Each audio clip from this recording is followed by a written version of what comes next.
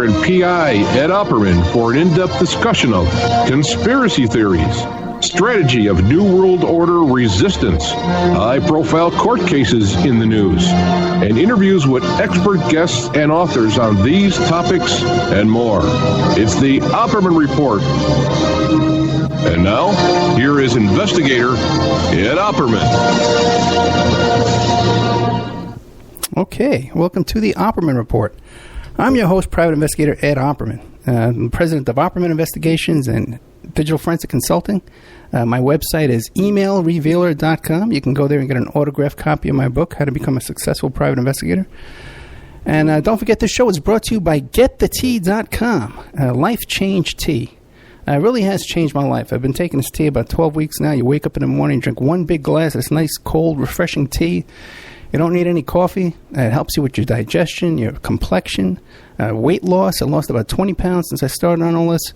Life Change Tea. Been riding my bike, been swimming. Took a little break. I got a little ear problem going on. I almost went deaf this week. Okay, got a rough week, guys.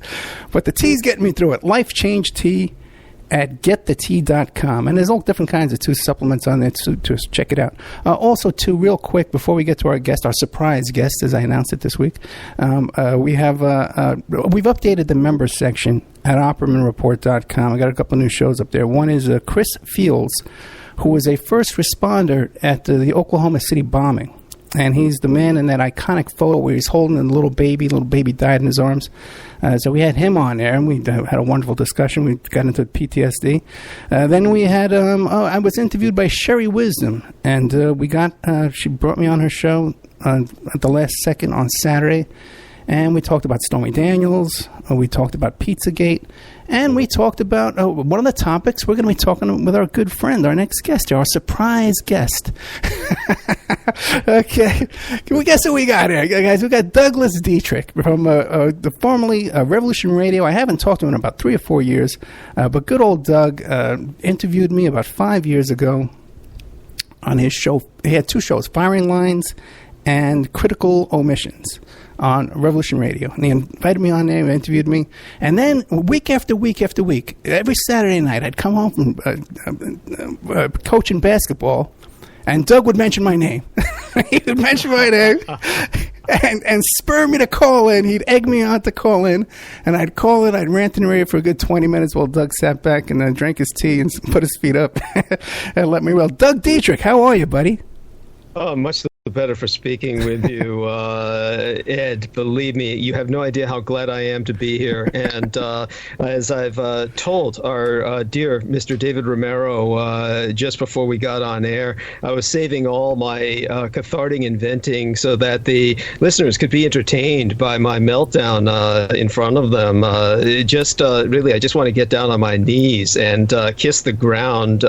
It's like being someone who's escaped from North Korea and managed to make it across the demilitarized zone into the South, and it's just been a nightmare time. And I'm very glad now to be speaking to yourself, and this will be Ed's way of introducing me not just to the listeners but to the staff of American Freedom Radio, many of whom are refugees or escapees from the Revolution Radio nightmare experience. Well, let's start with a proper introduction. Yes. The owner of the station is named Danny Romero instead of David Romero. So it's Danny. Thank you. Sorry about that. My apologies. Right. Hey, let me tell you something. I've been here a long time. Danny's a cool guy. You don't have to worry about anything with Danny. It's a whole different world. Okay, it's a whole different world. It's a nice, calm, relaxed place. No one's screaming at you. No one's drunk. You know what I'm saying? But let's get started first. Tell the audience, who is Douglas Dwayne Dietrich?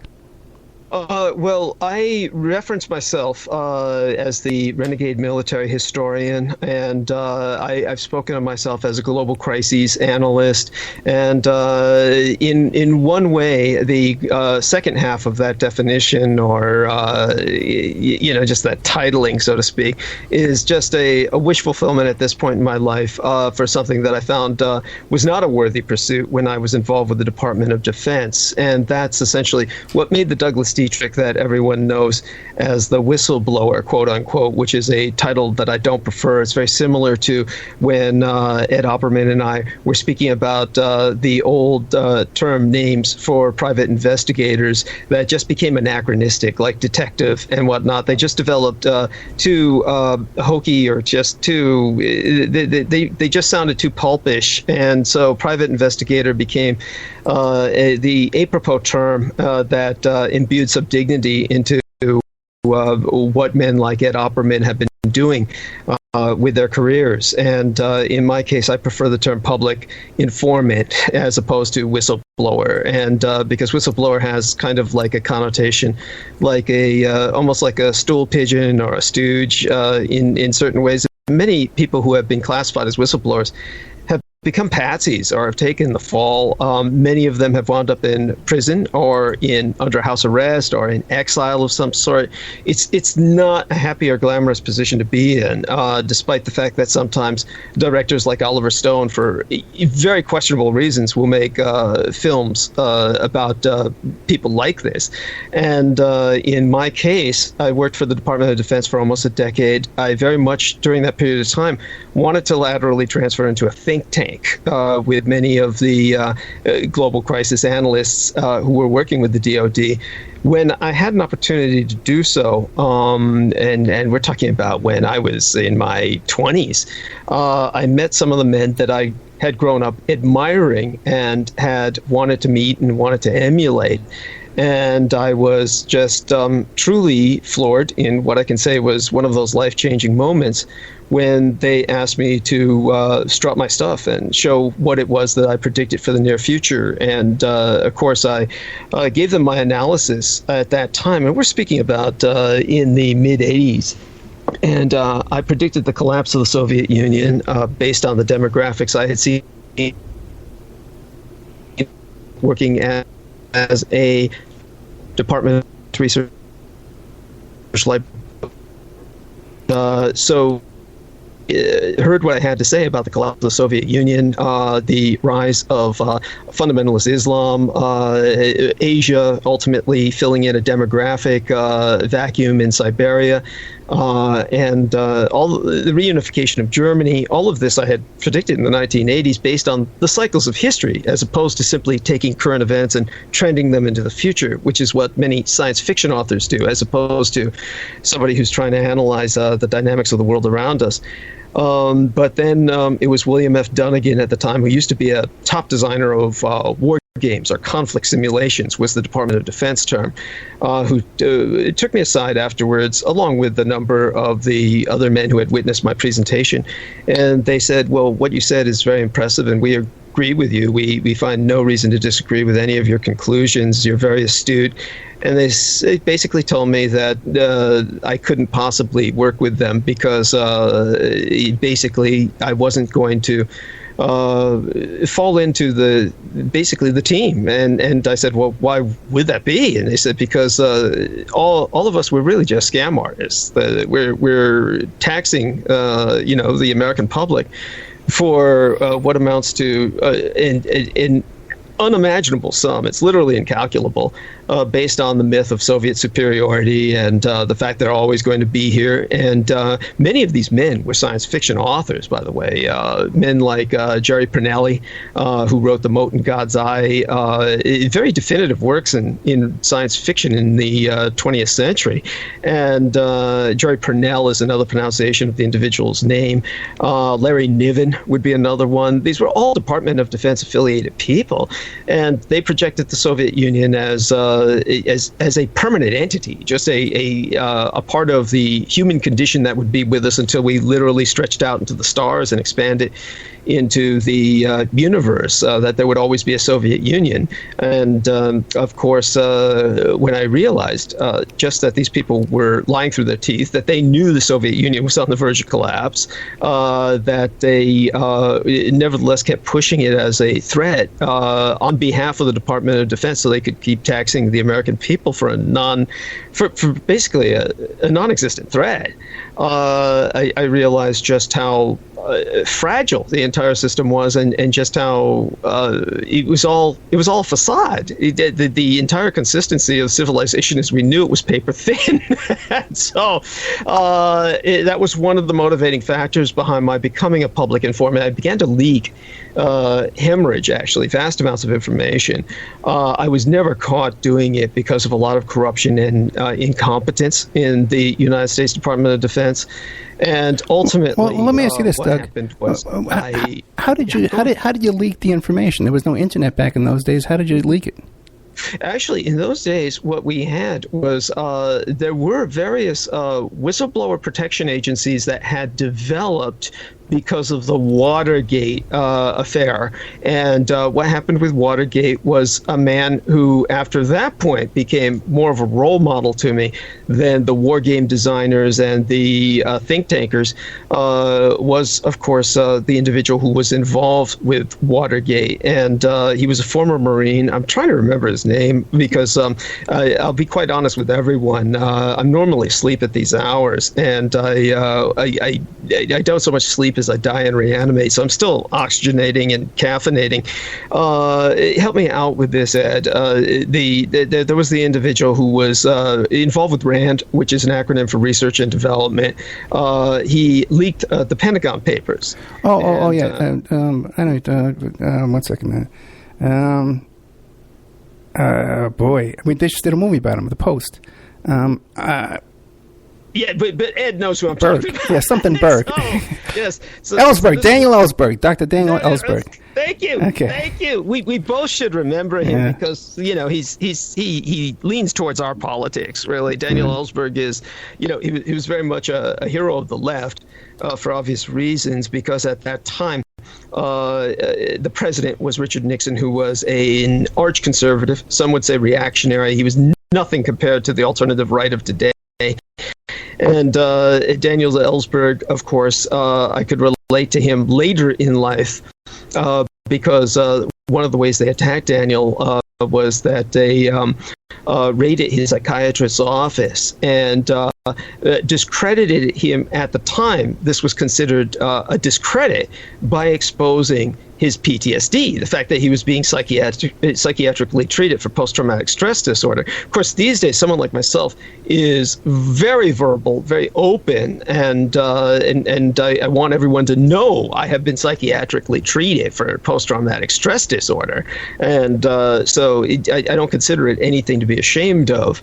And nowadays, you have many people who try and project or pretend that they have PTSD in order to give themselves a depth of character they otherwise wouldn't have, as a matter of fact, and that is something to watch out for as well amongst many people. But real post-traumatic stress disorder is not something anyone would want, and it's a condition that is a psychological injury. Just to clarify for everyone, it's not a mental illness. So in the days of Nixon, Daniel Ellsberg was being attacked as someone who was mentally ill because he had leaked the Pentagon Papers. But the reality was he suffered a psychological injury. And post-traumatic stress disorder alters the very shape of the brain, shrinks certain areas of the brain, very similar to Alzheimer's. So it creates a physical distortion of your ability to think or mentate or process. So you're as injured the rest of your life as if you had a leg or an arm blown off, or both. So depending on how extant the PTSD is or how severe it is, and there's different gradations of it. So Daniel Ellsberg was also facing well over 100 years in jail. And it was only the fact that at the very last minute, just prior his sentencing, they brought in evidence that Nixon had ordered his men to break into Ellsberg's psychiatrist's office and steal his medical records, and that therefore the evidence presented against him was all to be dismissed because it was gathered in an inappropriate and illegal manner. And that's what saved Daniel Ellsberg's ass. And so when you speak of myself, I was working through people who had networked with journalists after the Ellsberg incident had created the Pentagon Papers scandal. And they were organizing to protect people who were leaking information. And through them, I managed to expose many things like the war games, like Operation Northwoods at the time, various other war games in San Francisco, where they were literally spraying various kinds of diseases that were not necessarily fatal, but these were diseases just being spread to see how many people would get sick so that they could test the efficacy of dispersal systems for biological weapons. They actually did this over the city of San Francisco. And of course, people did die, because if you throw out something that you feel is a casual influenza that'll just make your normal adult sick, there are oftentimes where people who are far more vulnerable with compromised immunosystems or immunosystems that haven't developed, like infants and senior citizens, that will die. And that's what happened. Infants and senior citizens did die because of these tests. So these gradually were leaked to the public, but the amazing thing was nobody responded to them. These became known to academics. They became known to independent researchers, or people who were very good at digging up information, like Ed Opperman. So that was how I leaked such information at the time, and got away with it, though, because much of it was records that most of the Department of Defense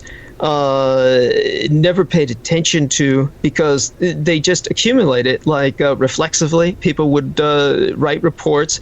Reports would be collated. They would be stored, and then after a certain period of years, they'd be destroyed. And so because of this, there was no real oversight. And so it wasn't like what I was doing was some major act of espionage. Not to say it wasn't illegal. It was theft of federal property. So by all normal definitions of the term, I am a criminal, just as Daniel Ellsberg was technically a criminal. So it's only decades later that I outed myself and went public, because at that point it was far too late. The government intervening at that point would simply confirm everything I said and validate what I said. So their best strategy, which they followed to an extent so far, has been to ignore myself completely and to try to get everyone else to ignore myself completely. So that essentially is the Douglas Dietrich that everyone knows of. There's other aspects. I had other careers besides that. After I got out of the DoD, I went into private security and mercenary work for almost a decade, and then I spent a little over a decade caring for my parents while they were dying, being a senior advocate, a medical advocate, and that was a third career, essentially, and it almost killed me. It's the hardest thing anyone can do, is to be a care provider, and now my fourth career is essentially what I'm doing. But in order to do what I'm doing and to take credit for much of what I've leaked, because a lot of people, like Ed Opperman, will confirm this, that Ed Opperman for decades was hearing about Operation Northwoods. He was hearing about things like the experiments in San Francisco. But of course, there was never any credit. There was no Julian Assange. There was no Edward Snowden. There's nobody stepping up. And No, actually, Doug, I had the guy on my show who did the Freedom of Information Act request and obtained the Operation Northwoods documents. Good. Yeah, he just wrote a book about. It was a detailed book about World War II, which is not my topic, you know. But yeah, I actually had him on the show. Let me ask you, because you're originally. Let me clarify something with your saying that, though. There is a great difference between the Freedom of Information Act attainment of documents. The reason people do that is so that they can show the public that these documents exist. Most of the documents you get through the FOIA are so heavily censored, they're so heavily redacted as to be almost useless. Even though what he got, I'm certain, was shocking, it's only a fraction of what was. And the reason he knew to ask for it was because of what I had leaked originally. Otherwise, how would you know what to ask for? You understand what I'm saying, yes? I do understand what you're saying, okay? And like I said, I had the guy on my show, and okay. He never mentioned you, Doug. Okay, well, let me ask you a couple of questions. They never do. Now, you were born in the Philippines. No, I was born in Taiwan, which Taiwan. is just north of the Philippines archipelago. And it was the Nationalist Republic of China which relocated to the 100 Islands of Formosa, which is the Portuguese word for beautiful island. The Spaniards had overtaken the Philippines archipelago, and the Portuguese had overtaken the islands of Taiwan. But the Taiwanese people, who consisted of both natives, such as the Asian version of American Indians on the islands originally, as well as Chinese communities that had been extant there for hundreds of years, fought back, and they were the only colonized peoples to overthrow a European regime in the history of colonialism. Other indigenous peoples had fought back and scored tremendous victories, such as the Zulus, such as Native Americans for many years. But ultimately, all such peoples were conquered just by sheer numbers and firearms, etc. The Taiwanese were the only people who successfully overthrew European colonials and reestablished a indigenous government. So that's how that stands out in history. Later on, the nationalist Chinese relocated there. It was part of the Japanese archipelago for almost 100 years, and it was heavily Japanized and acculturated into the empire, and then the Chinese moved in as modern Chinese people, the more recent wave of immigrants, when they vacated the mainland when the communists took over. So please continue. My question was, you were going to make. Yeah, I know. I'm not going to ask you what time it is because you can't tell me how to build a watch. I love you, Doug. I love you. But listen, so you were born in Taiwan. How old were you when you came to the United States? I wasn't that old at all, to tell you the truth. I was born in 1966. We probably came over around 1969, very late 1969. Came to San Francisco. The first place we went to was upstate New York, where I stayed for about a year. And then when we went to San Francisco to escape a very abusive family situation, meaning my father and my mother had moved in originally into my grandfather's home, his residence in upstate New York, to take care of him, to be care providers for him. But he was so violent. He had worked at Eastman Kodak Company for his entire life. He was severely chemically poisoned systemically throughout his nervous system, not to the point where he was debilitated physically. It's important to note that the man who developed Kodak chemicals, George Eastman, whom the company was named after as Eastman Kodak, ultimately killed himself. He committed suicide because he was suffering severe systemic pain for which there was no treatment or cure or painkillers that worked, and he blew his own brains out because of all the chemicals he was working with all his life that produced the film industry that we, as we knew it in the United States for many decades. So my grandfather was like that, and he was very abusive and he was very violent. So my family had to ultimately relocate to San Francisco. By the time we got here, it was 1970. And I was still very much, of course, acculturated by my late and sainted mother into the languages of Chinese and Japanese, because she was half Chinese and half Japanese herself. My father was European American with some Native American blood. And when we came to San Francisco, I was immersed in the Asian culture spectrum again. So that was a much healthier environment in many respects. And my life would have turned out quite differently had we stayed in the Northeast. It was a very different world back then. So what was your... Yeah, okay, so you were born in 66. I was born in 62. Well, one question I have for you is that I recall from your Facebook postings, and I don't know if this is something you want to keep private, but it was public on Facebook. You would post pictures of yourself as a child wearing women's clothing. Can you explain it? Oh, yes. In San Francisco, of course, my father understood when he was in the Navy. My father was a career sailor, and he understood when he moved to San Francisco that it would be an unusual environment. One of the reasons people move to California is to escape not just the rest of the United States, they're really escaping European cultural mindsets and paradigms almost completely. California is part of the United States strictly by geography. San Francisco goes beyond that to what many people would think would be Oz. And so my father knew he was taking us to a radically different cultural spectrum than anywhere else in the world, but he felt it was worth it to provide at least a different environment where we wouldn't be judged, because there would be so many people here with their own outre and bizarre behavior patterns that we would not be judged. And the issue, if you could call it that, not as a negative judgment, was that he also knew that the city had a huge gay community. And he knew this because as a sailor, the United States Navy, whenever they found out a sailor was gay, they would basically give them what was called a pink discharge. They would hold kind of like a kangaroo court-martial, basically very quietly process them with the minimum of paperwork out of the Navy as quickly as possible, so they wouldn't have homosexuals basically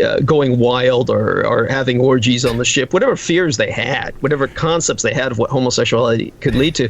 So over the literally the centuries, it's important to remember that San Francisco and the Barbary Coast have been here since before there was a United States. And the oldest building in San Francisco is the Officers Club in the Presidio military base of San Francisco. So for well over 100 years, they had been dumping homosexual men into San Francisco. It's just where they would leave them. So it developed a large former sailors gay community. And my father wasn't here for that. He was actually here because he wanted the Asian community to provide my sister and myself a environment that would be suitable for our Asian background, where we wouldn't be persecuted or bullied. And because, and I'm going to avoid using the term unfortunately, but because there was a convergence of the gay culture in San Francisco as well, because of my appearance, I was very much a point of attraction for gay men.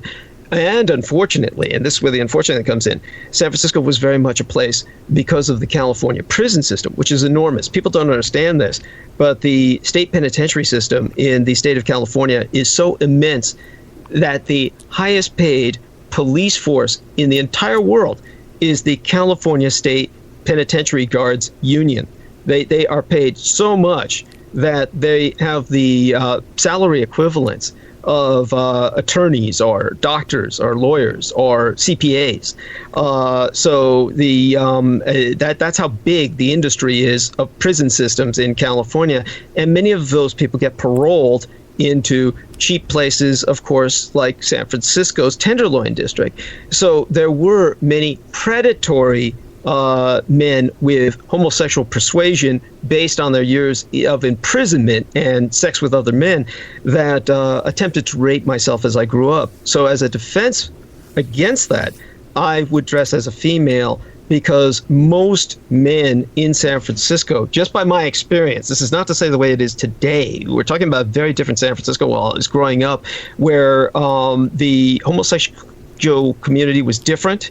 There was also a criminal community that was practicing homosexuality, but not homosexual in the gay community sense.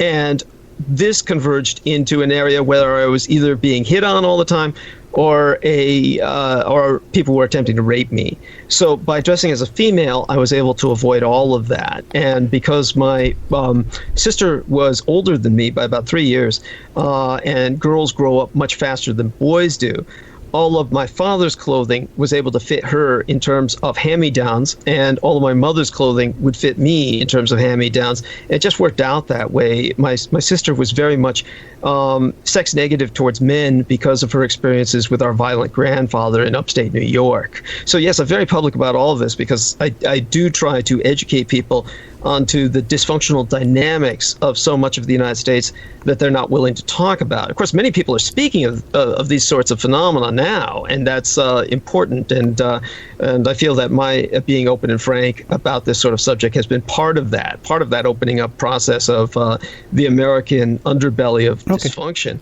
So hopefully that puts that in some perspective. Yeah, you got to understand, see, because back in the old days, when I used to go on your show all the time, I would get so many questions about you. I would get, Doug, one of the main things I would get emails with questions about you. What do you think about Doug about this? What do you think about Doug? And I would say, listen, man, it's a mystery. I don't know. I don't know what to tell you. But now, okay, so now you were dressing as a female. Now, what about when you went to school? Did you use a female name? When I went to school, I had the name Douglas Dietrich, and it's amazing that most of the time the teachers wouldn't even take note. A lot of people don't understand this was San Francisco, and beyond that, it was a very bizarre time in American history, and a lot of it had to do with the Vietnam War. Ed Opperman, of course, as he is saying, he's only a few years older than I am, and he was a child of the 60s, and I was born in 1966. The Vietnam War, of course, was winding down and around 73 when they were Vietnamizing the conflict under Richard Nixon.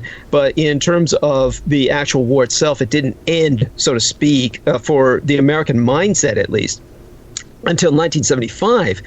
For the Vietnamese, of course, it never ended for many reasons, one of them being several Chinese invasions or attempted invasions of Vietnam after that. But the main point is that we had the Vietnam War ongoing, and one of the ways that very liberal, well-intentioned, and idealistic, progressive academic professors, one of the ways they would help young men avoid the draft was to get them into teaching positions. And that changed the entire nature of the American educational system. And so when you had the old days, America had one of the finest educational systems in the world at the time of John F. Kennedy. And the backbone of it was a lot of elderly women and school marms who spent all their time teaching kids the three basics: reading, writing, and arithmetic. All that went out the window during the Vietnam War because all of those women were essentially dismissed and replaced in very large numbers by young male draft dodgers. Now, it's not that this was an evil thing to do, but it had repercussions. And a lot of these young men were not trained to teach. They didn't care to teach reading, writing, and arithmetic. And instead, they were introducing topics like sex education, which was being introduced in schools at that time. It was introduced in almost every grade I was in from age, it had to be from 6th grade at least. And so we had young men teaching sex education, astrology, not astronomy, but astrology, because this is what they knew. That was the vogue at the time. Witchcraft. Nobody questioned my being dressed as a female. Instead, they were teaching the kids in the sex education classes about alternative lifestyles. So, yeah, they would bring the boys up to the head of the class, and I got to avoid all of this because all the teachers thought I basically thought I was a girl with a boy's name. And they just said, oh, it's some Asian thing or something, and maybe his parents just gave him the wrong name.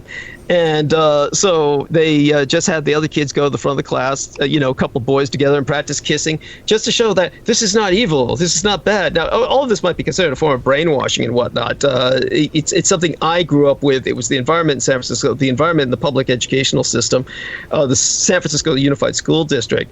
So, and it helped me avoid being raped going to and from the school. Going home, I was much safer that way. And the interesting thing was, whenever anyone found out that I was a boy, the repercussions were usually they would attempt to rape myself, or they would attempt to basically try to blackmail me by saying, oh, I'll tell people you're a boy if you don't have sex with me. You'd better have sex with me. It was disgusting, but I grew up very cynical about men. The majority of men, I grew up with the impression that the majority of American men are far more interested in the domination of a younger man, and that seems to turn them on far more than sex with women. And of course, it might have been regional and whatnot, but I've noticed something similar in many parts of the world. At what age? At what age did you start dressing like a man? Well, when did I start dressing? Yeah, like at what age? Yeah.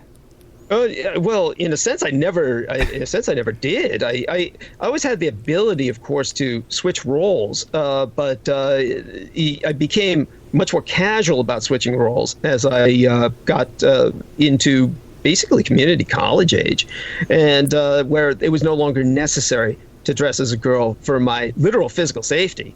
I didn't need to do that anymore. So by the time I was in community college, it was I was dressing as a male. I was actually dressing as a male more often by the time I went into high school. And that's an important point. We got rid of junior high school during the age that I was going to school. During the time I was going to school, we lost an entire grade because they switched from the junior high school system to a middle school system. And they established what they called middle school. So my generation lost an entire grade of education. And we went straight into high school. I went into a vocational school myself, and which was John O'Connell at the time, which no longer exists the way it did. There's an entirely new building called John O'Connell Vocational Institute in San Francisco, not at the same location as the old one, which was torn down, actually demolished because of many of the things that had gone down there at that school.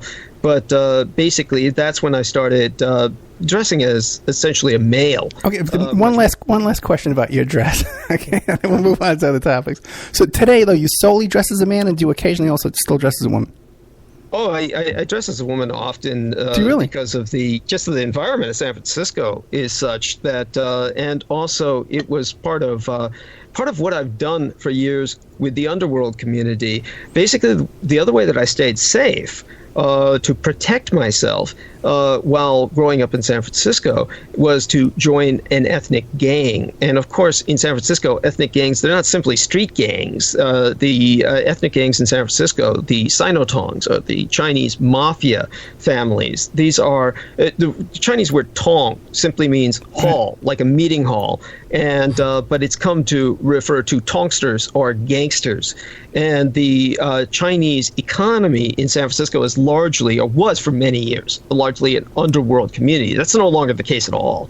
But at that period of time, I joined the underworld in order to maintain safety. They protected myself, and in return, I had to do things for them. And so I was very good at entrapping men dressed as a female. And that was something I've done for them for years. As recently as like last year, I'm getting older, of course. It's increasingly difficult for me to do such things, but it's something that I've done with them throughout my life. And not all of that has been in the United States. I've had to go south of the border to do this at various times for what we've been dealing with.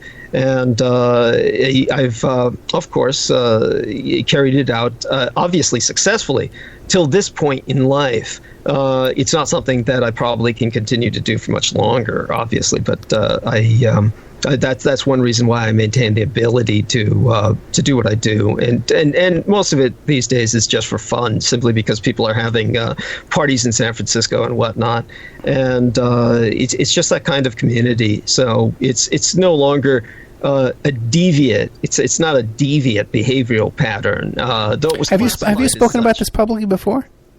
I'm sorry? Have you spoken about this publicly before?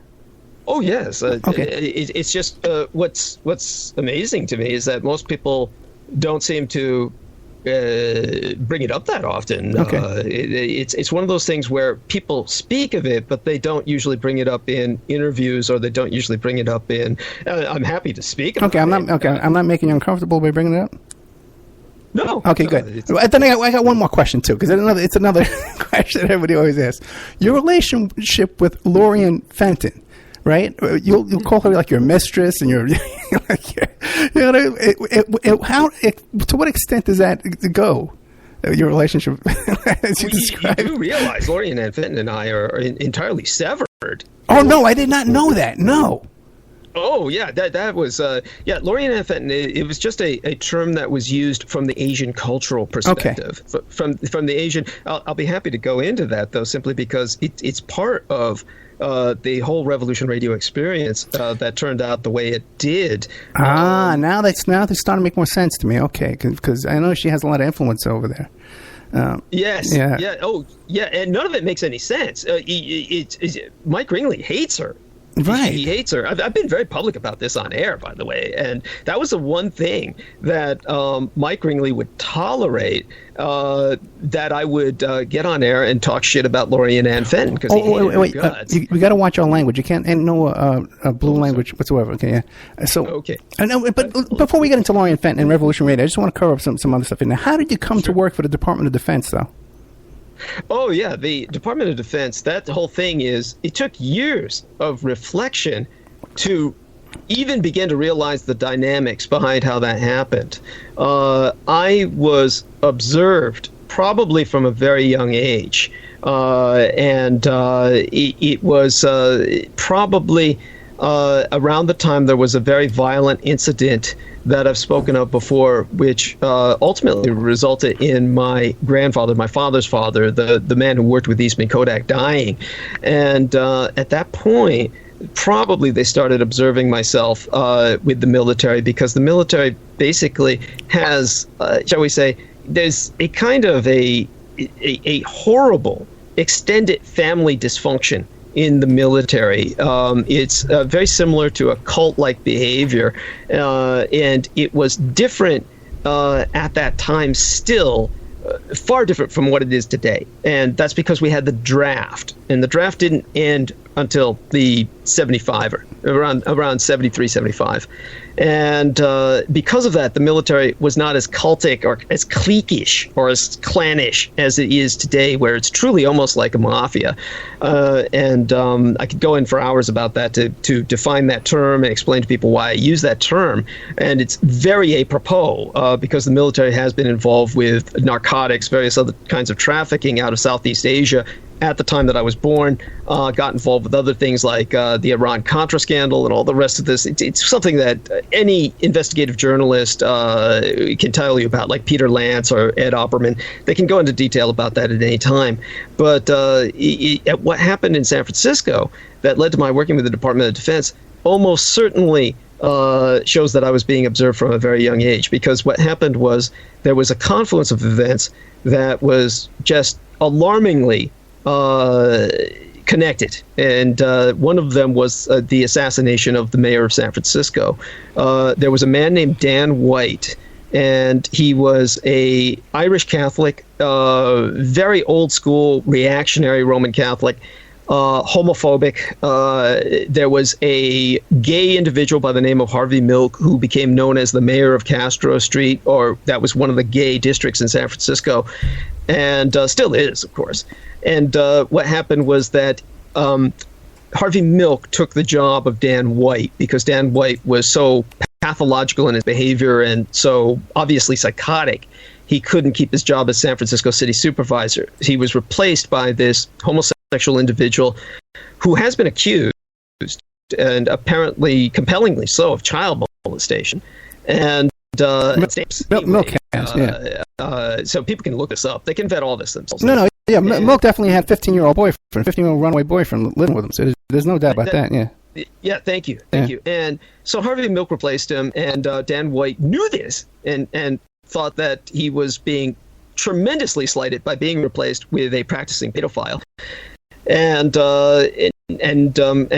we can all understand his ire, but his response was morally questionable and apparently controlled, in the sense that he was probably manipulated. And he actually, the woman who was a lap secretary of George Moscone, who was the actual mayor of San Francisco, she was named Leanne Prifty. She was of Albanian descent, and she had a relation with the mayor of San Francisco, George Moscone, who was straight.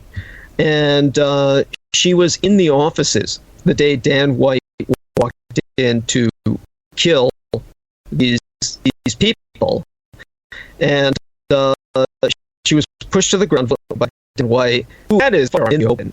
In those days, searches, we didn't have nothing in terms of security that people have in this day and age. Very different world. And he literally had a gun in his hand, just walked through the door of the city hall, pushed her to the ground, went in, blew out the brains of George Moscone and Harvey Milk. And then he went home and never spent a day in jail.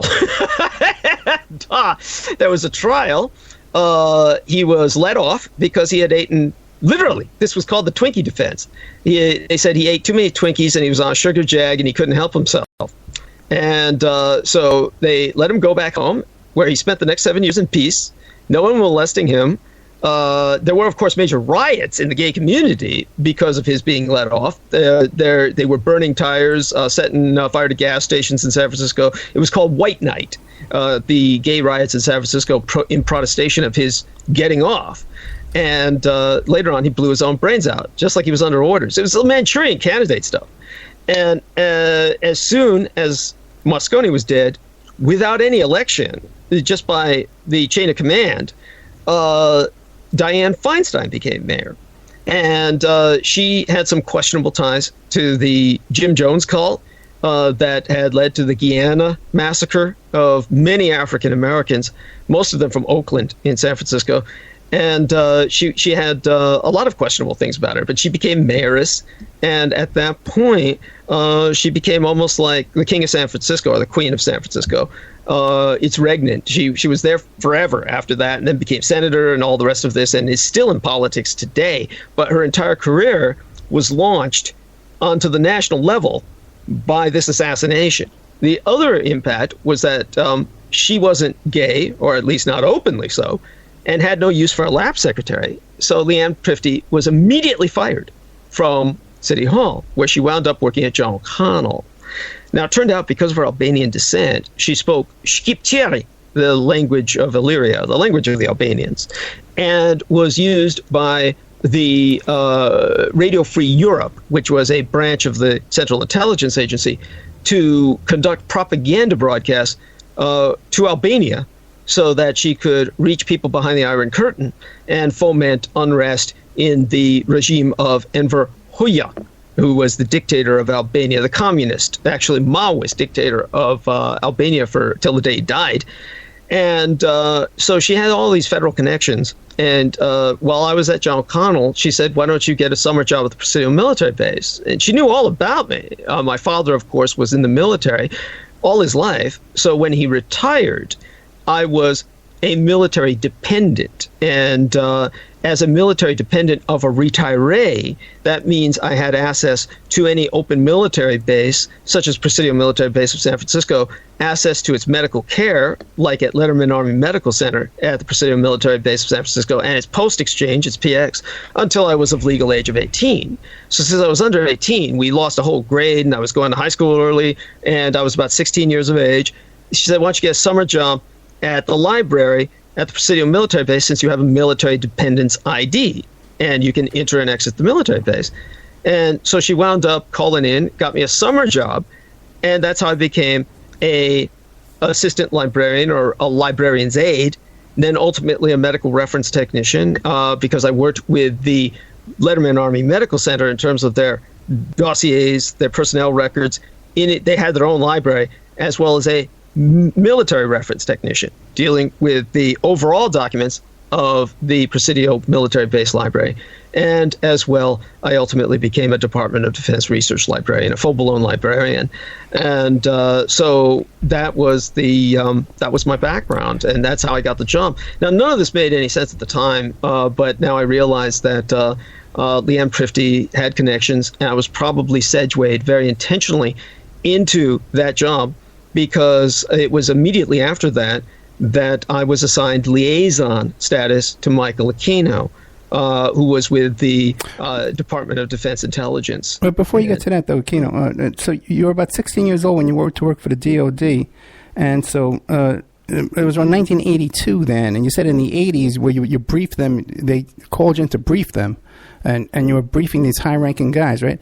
Now, that would have to be... They're not generals. We're not talking about generals or colonels here. These aren't men of military rank. Science fiction writers. But the thing is, now, you must have obtained your information to brief them based on the data that you were supposed to be burning, right? I was doing a lot of documents destruction, yeah, and that was as a librarian's aide and ultimately a military reference technician. And of course there was a lot of data that was accessed from that, but there was a lot of data that was not being destroyed. It was just on hand for reference. Okay, so when you were briefing these guys, they didn't say, hey, Doug, where are you getting this information from? Aren't you supposed to be burning this stuff? It doesn't work like that. It's just available data. They could all access that data. Okay. They're civilians. You see, the United States Army and any branch of service, they don't do anything at some all-expansive level of inclusive activity, everything they do is contracted out to civilians. It's not like the U.S. Army manufactures its own tanks or its own firearms. Everything goes out to a defense contractor. Nor does the U.S. Army or military do its own thinking. Everything's contracted out to a paid thinker. And so what you have are civilians who are basically cooking up the excuse for everyone to be paying the military all the money that they do based on all these threads that are cooked up by the people who are the think tankers. Now, none of these people, even though they have high-level security clearances because of their position, none of them are in the military per se. So you have this entire opportunity for espionage and leak that hemorrhages ceaselessly, except nobody really takes notice. Every once in a while, you'll hear something like, oh, hey, there's some top secret plan that was left on top of a car, and somebody had to stop, basically wipe the shoe off, put something on top of a car, walked away, left it there. This sort of thing happens all the time.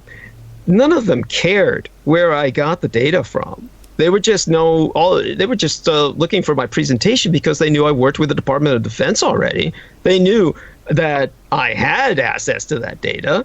They knew I was seeking a higher level of security clearance. So they said, sure, show us your stuff. And went through the presentation. And then, of course, they said, well, we can't have you with us. You're just not right for the team. We're basically salesmen. We're pitching a myth. And you can go now. That was what short experience I had with any potential for a career with RAND/MIT, the Research and Development / Massachusetts Institute of Technology. By the way, that is the exact place where Daniel Ellsberg did work. So Daniel Ellsberg was working with these men, pitching that scam when he had a crisis of consciousness and decided he was going to hemorrhage the Pentagon Papers. We've only got about 5 minutes before the break. So why don't you get into your connection to Michael Aquino? Sure. Then what happened was Michael Aquino said he wanted myself as a liaison, basically a kind of an aide, and a gopher, if you will, more than anything else. And when he put in the request, I was assigned responsibilities with him. And that was how the connection started. And that was probably one of the more aggravating things that I experienced with an individual whose name I'm trying to remember, who was, he doesn't really bear mentioning, but there was this has only happened to me, surprisingly enough, maybe about once, really, that I can consciously remember. And I thank the gods of my ancestors it hasn't happened more often.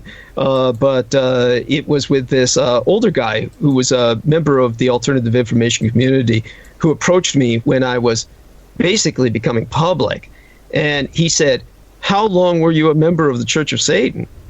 And I said, well, that's the wrong question. You're really starting off on the wrong foot. I was never a member of the Church of Satan. And I explained to him, of course, my affiliation with Michael Aquino was strictly professional, even though that involved increasing pressure from him to convert. And he very much proselytizes, make no mistake about it.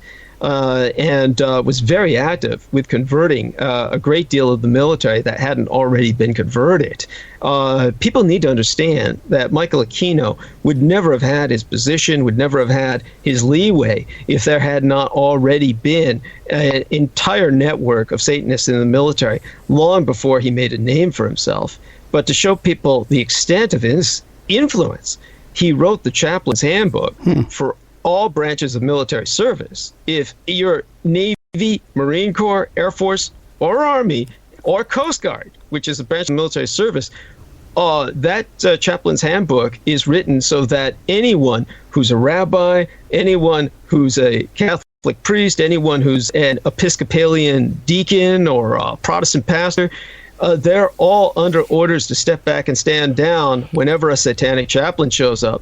Satanism is the official religion of the United States military, all branches of service. For that reason, Michael Aquino was considered the military chaplain for all branches of service, the high chaplain of Satanism for all branches of service. That's why he had access to Air Force bases. People had met him on Air Force bases, naval bases. He was allowed access to all bases of all branches of service, as of course, admittedly, any officer is.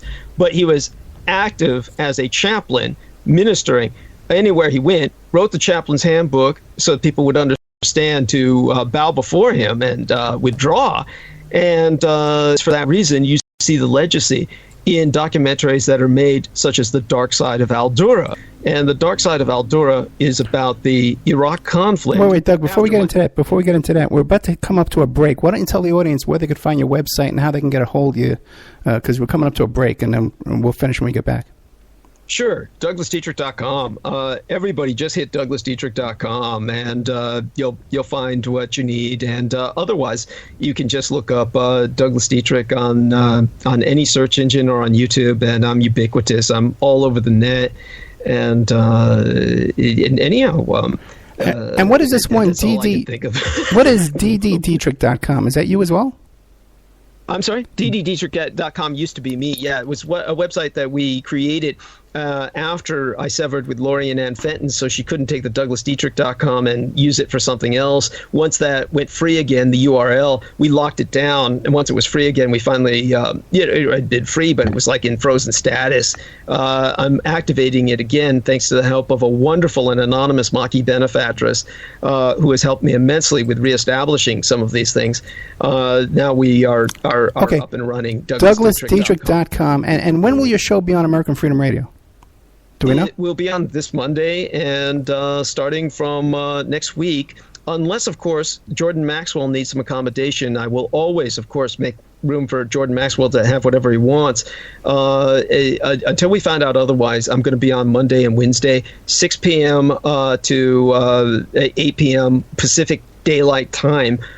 Starting next week, right after this weekend, and that'll be about 9. What time would that be? About 9 to 10. Yeah, about 9 p.m. to 11 p.m. Eastern Daylight Time, Mondays and Wednesdays. And critical emissions. We're moving critical emissions over here, and I'm so glad to be here. Hopefully, Ed Opperman gives me a chance to finally break down. We're going in front of all of you about my. As soon as we come back from the break, we'll be right back with more of Douglas Dietrich right after these messages. The amount you need and reseal the package for use with the. And now a word from our sponsors. Hi folks, Ronnie here from Life Change Tea. There's a lot of hubbub about the ramifications of GMOs. First of all, what are GMOs? Genetically modified organisms. Yee! Man-made organisms entering our body, changing and damaging us from the inside out. What's our defense? First of all, not eating them. Second, cleansing from them when we do eat them. Thank God for Life Change Tea at GetTheTea.com. Life Change Tea cleanses from toxins, heavy metals, and helps flush GMOs out of your body. Our unique blend of herbs help cleanse you from the inside out, helping you feel refreshed and clean of yee. We also carry unique one-of-a-kind supplements. So order online at GetTheTea.com. That's GetTheTea.com. Rid yourself of the yee that contaminates your food and water. Go to GetTheTea.com. That's GetTheTea.com. Get the tea, your best defense. The Opperman Report is brought to you by SubhashTechnosis.com. Subhash Technosis is a search engine optimization and website design company. They're located in India, so you know you're going to save a lot of money and get top quality service.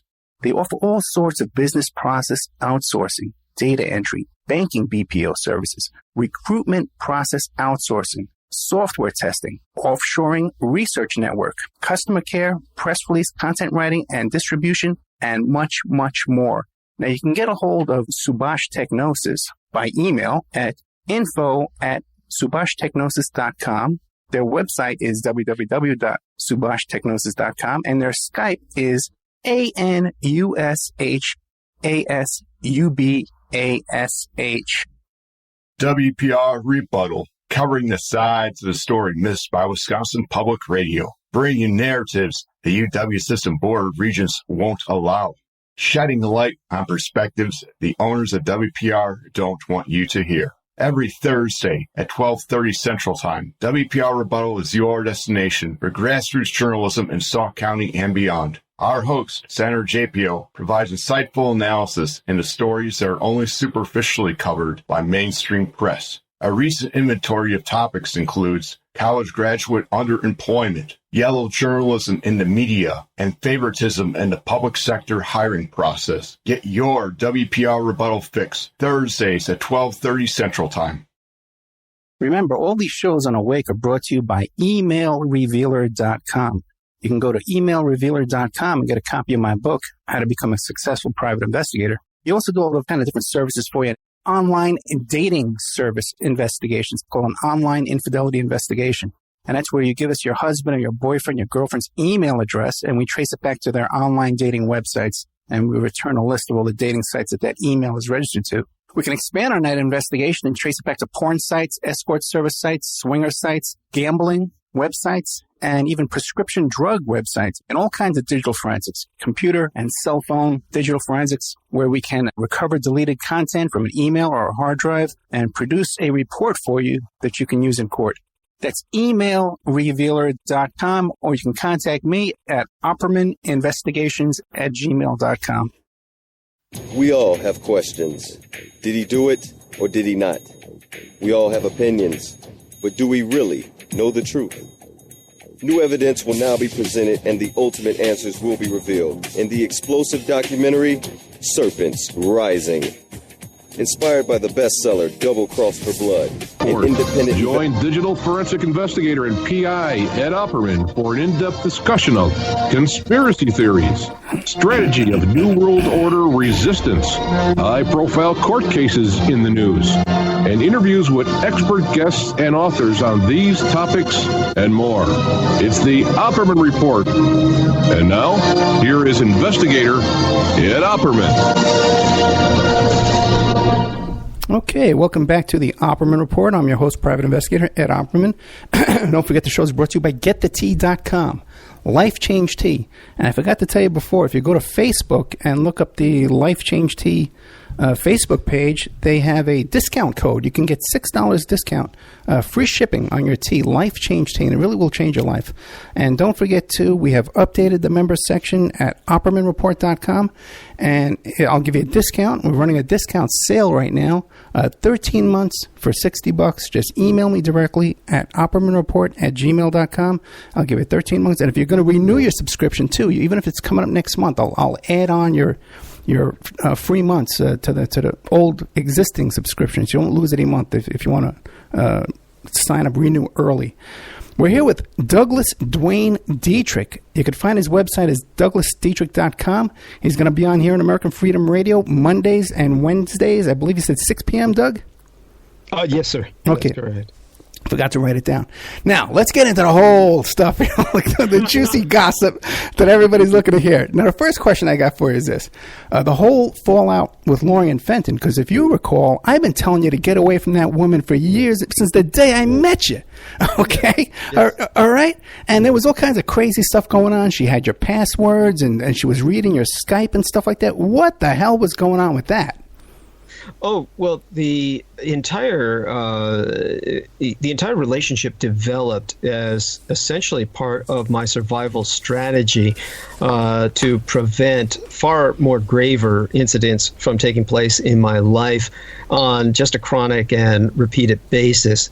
When I was involved with the Department of Defense for almost a decade, much of that time was consumed by my liaison with Michael Aquino. And again, I need to reemphasize this so that people understand it. It was a professional relationship. It had nothing to do with a belief in terms of a sympathy with his cause. Rather, it had to do with my professionally having to become intimately acquainted with his cause and knowledgeable of it in order to professionally serve his needs under the kind of responsibilities that I had been granted. And I had hopes and dreams of ultimately becoming a career either defense librarian. There was the bigger dream was to enter a think tank, since that was so disappointing, I became pretty much a subversive and gradually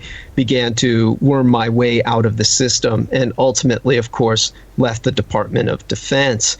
It was an odd severance as well, and it was not complete and not total, because I went back to work for a year after being out for almost a year. And again, a lot of people have a difficult time understanding this, and they think of this world as somehow professional, quote unquote, in the sense of people who are somehow exemplary or somehow upstanding. It's professional in the sense that mobsters would be professional. Actually, I would say mobsters probably exhibit a higher degree of professionalism in the exemplary sense, in that they at least have a family sense of loyalty, whereas that you don't have that with the DoD. It's just a lot of incompetent people or corrupt people who are taking advantage of taxpayer dollars. And I would dare say that every day you look out that window and you don't see mass rape and cannibalism right in front of your eyes on the city streets is a miracle. It's so dysfunctional that I honestly, nothing happens in any productive sense whatsoever unless it's by accident. But the question was, that Lori Ann Fenton had this control over your life. She had all your passwords and stuff. This was due to...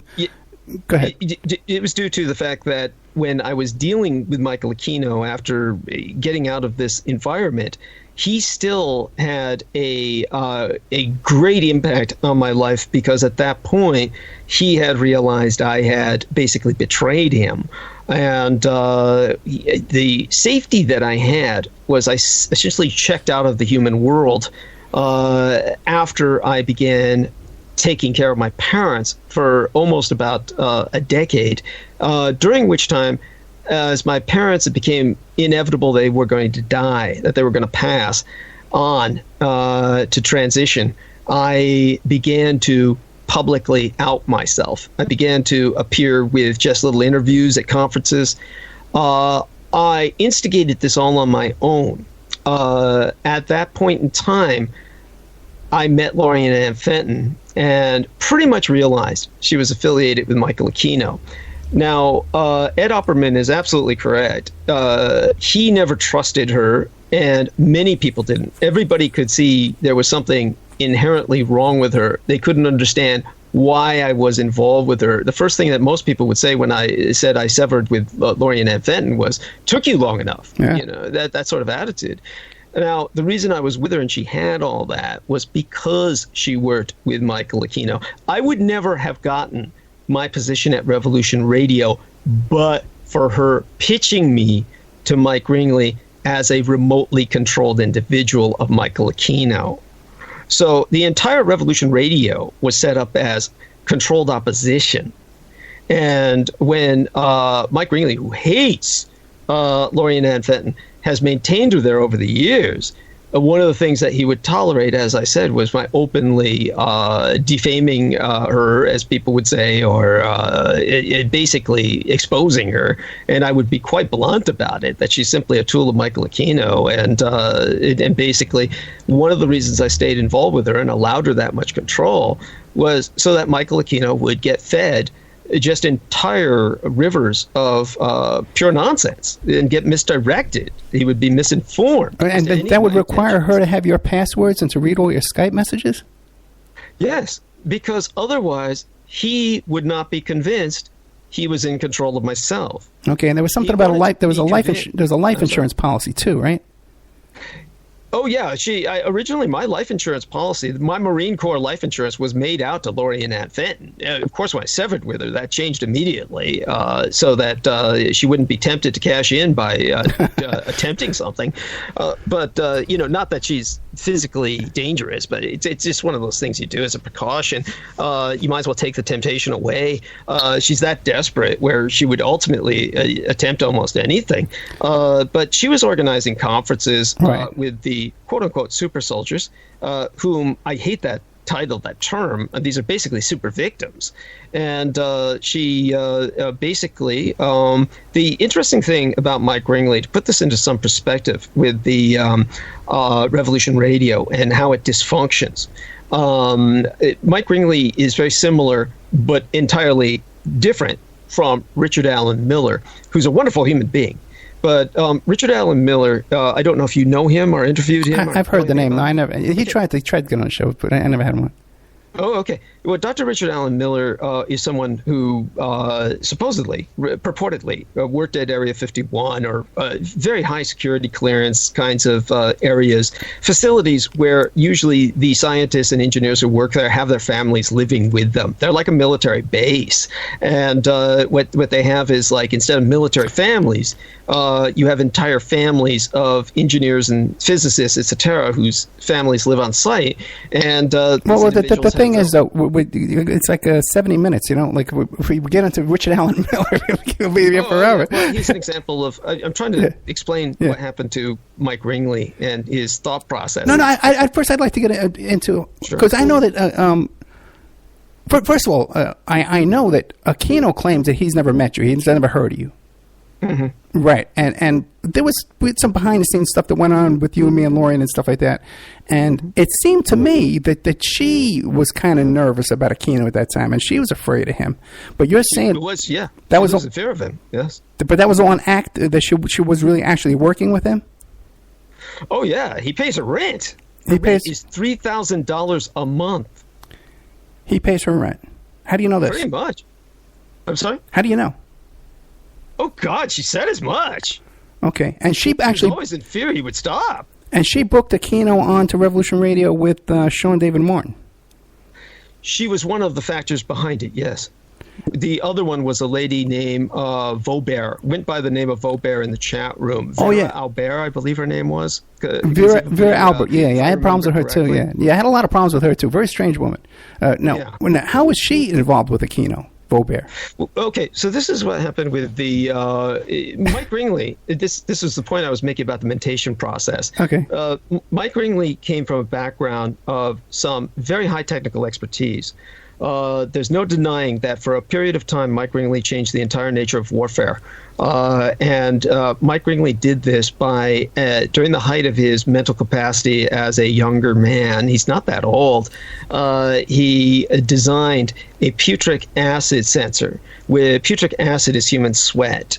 And so what they were able to do with this technology was they were able to sow it from the air like air-sown landmines, like an airplane flying over a field and dropping all kinds of cluster bombs that it would be, say, for instance, not explosive, but weighting like landmines. And then you would destroy a population's capability to farm without killing themselves, and you could starve them out. And it was weapons like that. And where did you get this from? That Ringley had anything to do with this?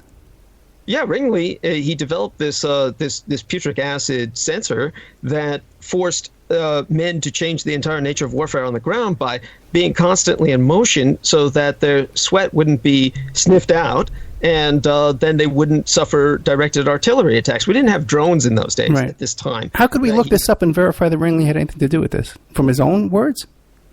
Oh, no. I saw records that he had done this when I was a DoD librarian, so I had known of Mike Ringley.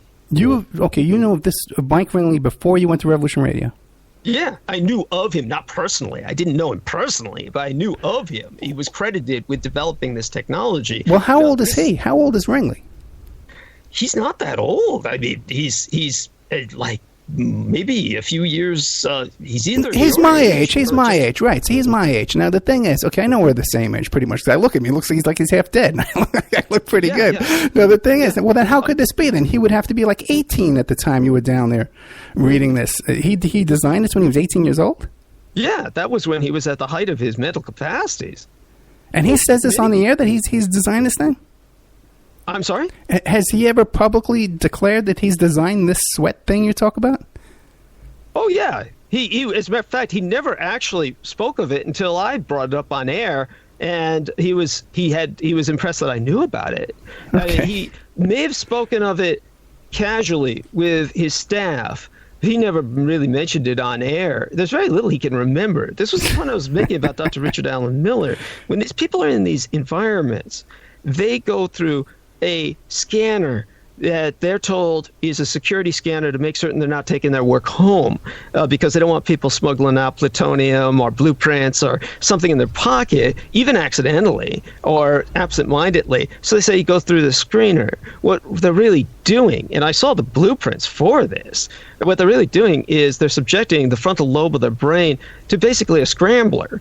And what happens is these scientists who are working on these sites like Area 51, this is what happened to Dr. Richard Allen Miller, is that whatever he was working on, propulsion system, whatever, he goes through that scanner. He could go home just a few blocks away within this facility because they're built like city blocks and living communities. They're built like residential gated communities, and except of course they got massive security. And he would go home to his wife or kids, any scientist like this or technician, and they could literally say, "So what'd you do at work today?" And the individual in question will simply go blank and say, "I don't remember." So when you started, he'll literally not remember. Right. Now, after years of exposure to this, it creates an Alzheimer's effect. So all these engineers, all these physicists and technicians, they're all considered utterly expendable by the Department of Defense. And what happens is they become train wrecks. Richard Allen Miller is the nicest individual you can let me meet. ask you a question. I sat next to him for hours. The thing is, though, because so then when you and me were friends over Revolution Radio, you never mentioned this to me that Ringley was involved in this kind of stuff. I never thought that you were interested. you know? I didn't think it was relevant. Okay. It's like one of those things where it's like you never asked. Okay, so it didn't trouble you that he had this kind of background in deep intelligence and stuff like that, and now he's claiming to run a whistleblower type radio station? Yeah, which it never really was, which it never really is. There's all kinds of stuff on there that's total crap. Of course. Yeah, you know what I mean? These are all new age bullshit. Yeah, right. Watch the language. Yeah, sorry. Yeah. Or it's right wing, propaganda, right. For the Bundys and stuff. But what happened was he was exposed to this because of what he was working on, and it had its effect. The difference is, this is why they're exact opposites. It's like Alzheimer's. If you're inherently a nice person and you develop Alzheimer's, you present a nice affect even in decay. That's kind of like Richard Allen Miller, who it's very hard for him to stay focused. With Mike Ringley, since he's inherently a horrible person, as he degenerates, his horrific side becomes more and more pronounced and continually lashes out and acts out. He also suffers from diabetes. He also suffers from epileptic seizures. He also, I suspect strongly, has suffered multiple strokes. But has any of that been confirmed, though? I know it's talked about, but the diabetes and epilepsy, but has any of that ever been confirmed by anybody who really knows?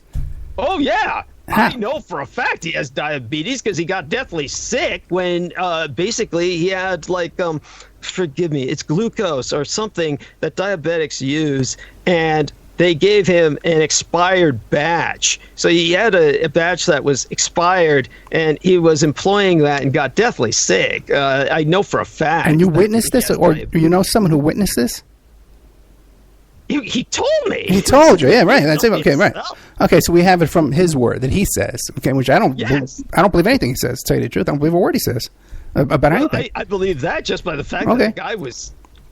He would wake up with his face on the floor. The guy would wake up with his face on the keyboard. I mean, literally, this happened when I was on air, where suddenly all this gibberish came out on the Skype text box, and I was like, "What?" And I said, "What's going on?" And finally, I was able to contact him during the break, similar to what we have going with most of our hosts on American Freedom Radio. They can talk to each other via Skype when the promotions are on normally, not with Ed Opperman because he's got something different, but with Mike Ringley. When I was able to finally speak to him, he was just coming to, and I said, "What is all this gibberish? What are you trying to tell me?"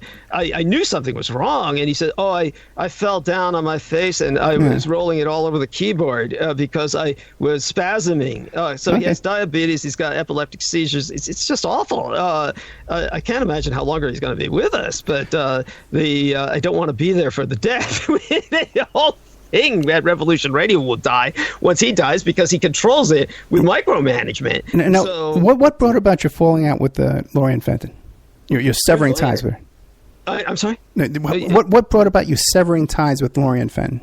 Oh, well, of course she was stealing everything. That was her job. Her job for Michael Aquino was to make certain that she destroyed as much of my potential as possible. So I had to allow Michael Aquino to determine to conclude she was doing that, this prevented repeated assassination attempts or something very serious from being done. Let me ask you a question. We were there at the Super Soldier Summit together, right? And we met in person. Now, and I saw you having to go to her and ask her for money for food and stuff like that, right? Now, why don't you just come to me and say, Ed, get me out of here? Oh, come on now. Do you know what happens to most people who have tried that? Take a look at the super soldiers. Take a look at, for one thing, it makes one look incredibly vulnerable, and that alone tends to discredit a person in the public eye. The idea was to make it look as if I were pathologically dependent on this individual so that I looked as if I at least were contained. The idea was to make it look as if I were contained.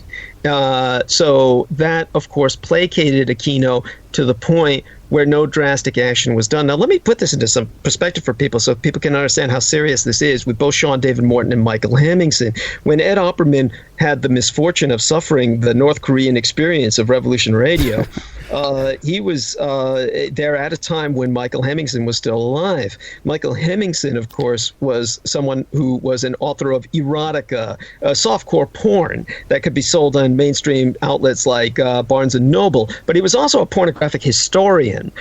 He would take pornographic book covers and anthologize them as a kind of art that would otherwise be lost. I always appreciated him for this because I myself had been so heavily involved as a younger individual when I got into commercial illustration with pornographic illustration, so I could appreciate what he was doing. But Michael Hemmingson became an investigator of the occult, and his show was The Art of Dreaming on Revolution Radio, and he began to write a book on the Temple of Set, Michael Aquino's Satanic Church. And when he wrote the book, it was co-authored by Don Webb, the heir apparent to Michael Aquino, at least at that time. And then what happened was he began to suddenly, for whatever reason, I don't know, tried to incite a flame war between Michael Aquino and myself. This was after his book was completed. I guess he felt he had a grasp on the Temple of Set, and then he began to try and provoke myself and Michael Aquino into a flame war. And right. I told him, "This, what you're doing is extraordinarily dangerous." And he said, well, we can make Aquino lose his pension. And I said, it doesn't work like that. And I told him, I said, you're risking your life, and if you continue this, you will die. And of course, he died. Wait a second. You've seen evidence that Michael Hemmingson, which is not his real name, by the way, that's his pen name. You've seen evidence that he's dead? Do you believe he's not? I actually called down to Mexico when that whole story came out about him dying in some hotel down in Mexico. I called the U.S. consulate down in Mexico and tried to confirm his death, and I could not. I've never seen anything that confirms this guy's death. Well, I'll tell you what happened, so our listeners know what happened. I certainly never heard from him after that, yeah. And I was, of course, relieved because I didn't need the grief. He was essentially becoming basically a kind of a stalker and basically a gang stalker. He was becoming like a harassment agent. He was leaving phone calls. He was being provocative. He was trying to he was doing the same with Michael Aquino. None of this bodes well, by the way. And when he says, like, why don't you kill Michael Aquino? And this is the kind of naive question that I get from people that's just beyond preposterous. It's one of those things where this is not a film. I'm not Arnold Schwarzenegger. What Michael Aquino and I have is like a chess game, and it's a chess game with blood, and it is not something where the players kill each other. Chess players do not pull out guns or knives or throttle each other across the board. It's the pieces that die. Michael Hemmingson made himself a playing piece. He put himself on the board, and he was taken off. And in terms of Michael Hemmingson, for what it's worth, the man was, and I'm not quote-unquote defaming or slandering this individual. Anyone who knew him knew this. He was openly bisexual. He had a young daughter who was the product of a marriage with a Roman Catholic Mexican woman who obviously did not approve of his lifestyle, wanted the daughter back with her, and he was living with his daughter while living with two other women and having men and women visit them, and he was having open sex with these two female partners of his and whoever would visit.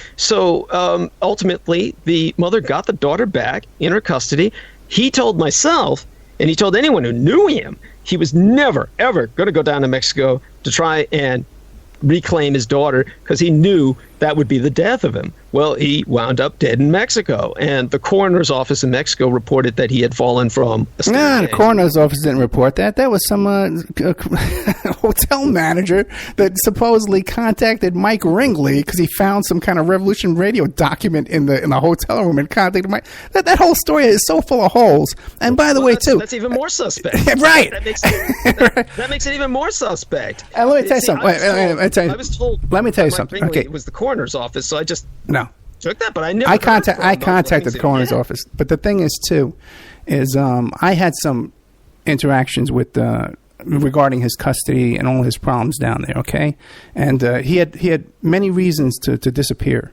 And stage his own disappearance, which I've never been convinced this guy's actually disappeared. And another question I have for you is that you had all these problems with him, but then after he's dead, you go on the air saying about what a great guy he was. Michael Hemmingson? Yes, you and Lorian Fenton. About how wonderful he was. Everybody was crying crocodile tears about this guy. I put up, basically, shall I say, some banners commemorating his death. Yeah, and I said that, he was a nice guy because I tried to remember the positive things about him. Okay, well, that struck me out as well. So what is it that caused it? Well, when somebody dies, what am I supposed to do? Piss all over the... Well, you know what? Well, if you piss on them when they're alive, you know. But anyway, we can disagree on that. Now, so... Well, just to finalize that here, because I think it's an important point, I will stand by the fact that the majority of the time that I knew Michael Hemmingson, he was involved in a dark path that would have taken him ultimately perhaps towards horrible destinations, because he was involved with Feral House Publishing in San Francisco, which was run by Adam Parfrey, and they did books that they published on Satanism, the Temple of Set, the Church of the Final Judgment. I'm trying to remember the other satanic Feral House church actually has Process Publishing. They have a part of their thing is called Process. Yeah. And that's a whole other thing too, because he tried to hook me up. They wanted me to do a book, and he hooked me up with them too. They wanted me to write a book. I said I didn't want anything to do with it. So he was definitely. Good for you. No, sure. But he definitely was hooked up with them, and a lot of other things he was up to.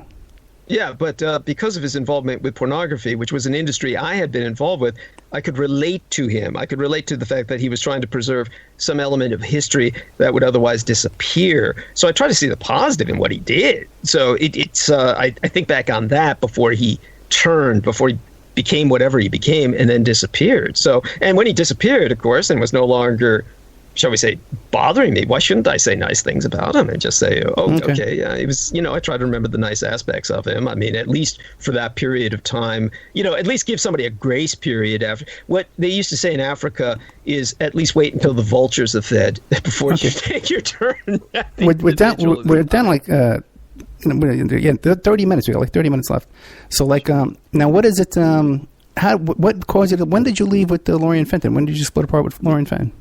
It was a long time ago. Really? Honestly, it feels like forever at this point, but I was involved with Revolution Radio for over half a decade, so I severed ways with her fairly shortly after you and I had physically met. It was shortly after that conference. I mean... No, it couldn't have been. It was like a year, because I didn't even get a show on Revolution Radio until after that conference.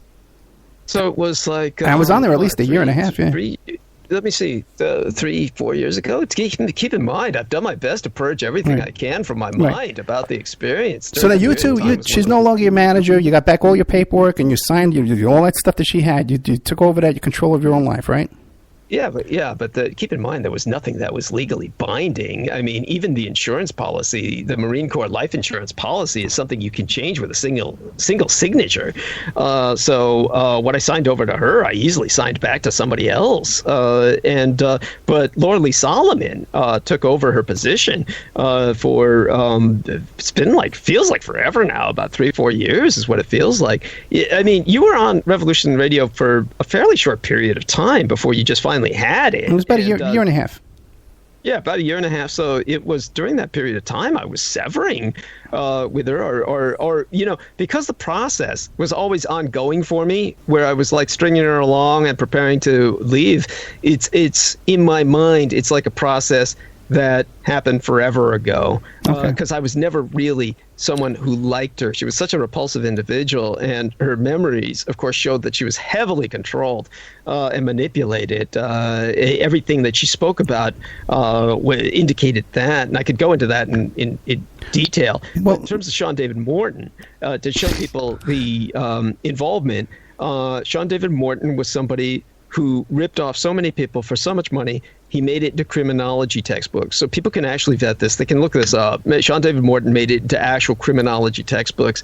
And one of the things about Mike Ringley, this is the odd aspect of it that I'm trying to talk about with the mind degeneration, kind of the mind swipe. Right. Mike Ringley was convinced he runs his own life. He's convinced he runs his own life. He was adamant in such a way that you had to believe he was sincere, that he never wanted Michael Aquino on Revolution Radio ever, that he would terminate anyone who interviewed Michael Aquino. This is what makes the Sean David Morton incident interesting. So Sean David Morton was wanted by the IRS. He was wanted by the Federal Exchange. He was wanted by various authorities for all the millions of dollars, literally millions. He ripped off people's entire life savings. And what happened was that one day when Ringley said, "Oh God, I'm so sick, I'm going to take a day off," then Sean David Morton said, "Oh, I'm really sick too. I got the influenza too. I'm going to take a day off." And he told Mike Ringley he was going to play a rerun. And then Mike Ringley retired that day and just checked out.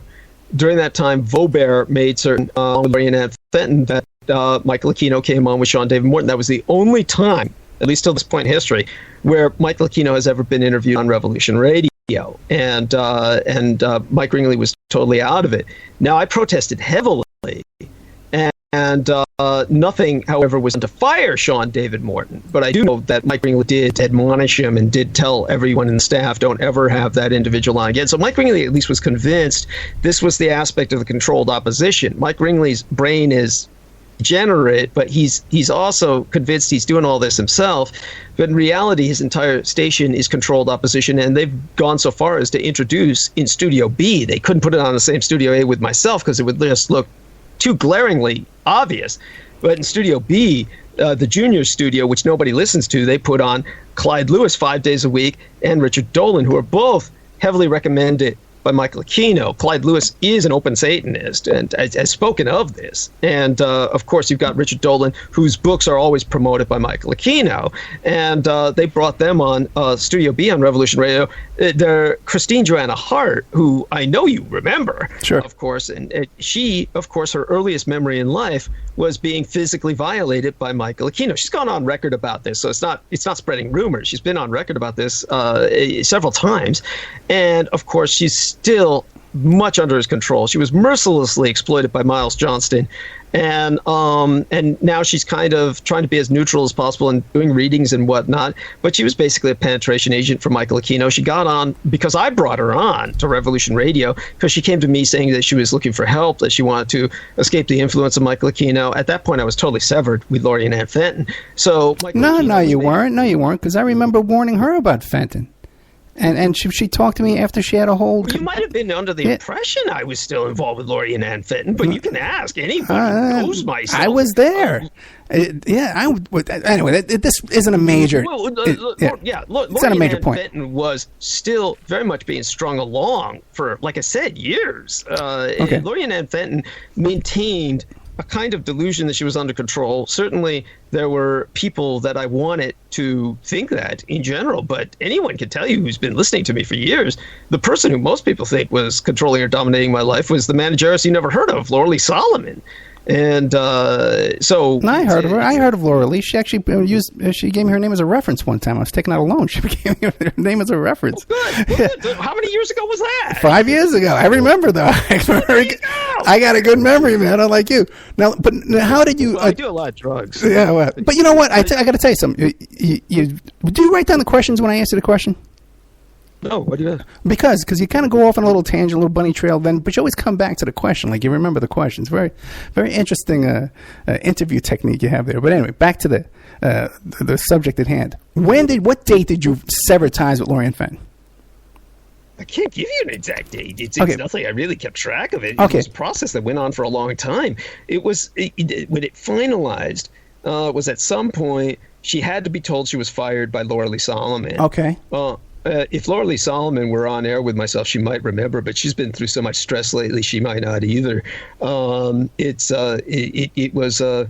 Yeah, I couldn't tell you. I mean, okay, then it must have been a lot of my time trying to forget everything I can. Then it must have been uncomfortable for you then, because she does have a lot of power over there at Revolution Radio, because she brought so many hosts over. Half of the hosts she brought in. She did. Right. She did. That's important to emphasize, was that essentially Revolution Radio was established by Laurie and Ann Fenton.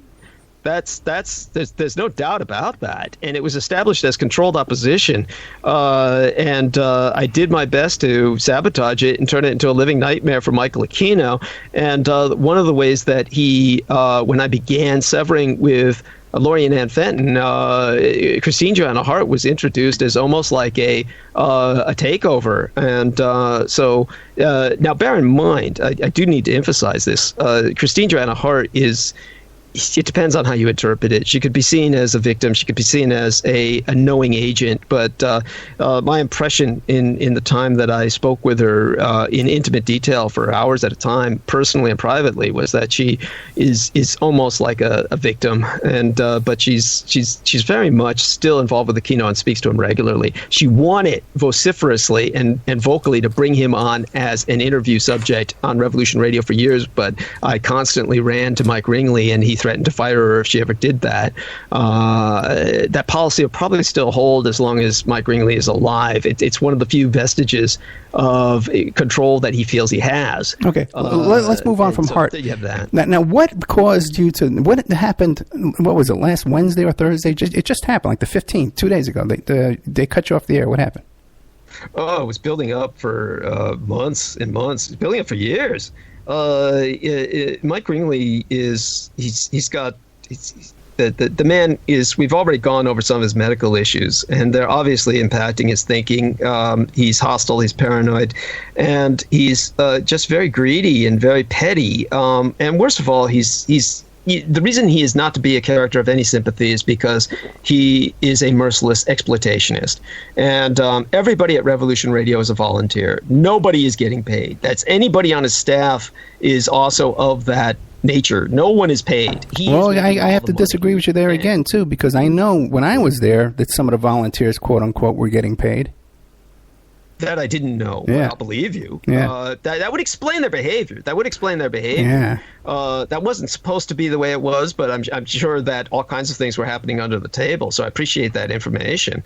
It makes sense. I mean, there you have there. I got to tell you something else too. Because like with my YouTube channel, right? At the time when I was over there, my YouTube channel was making $300 a month.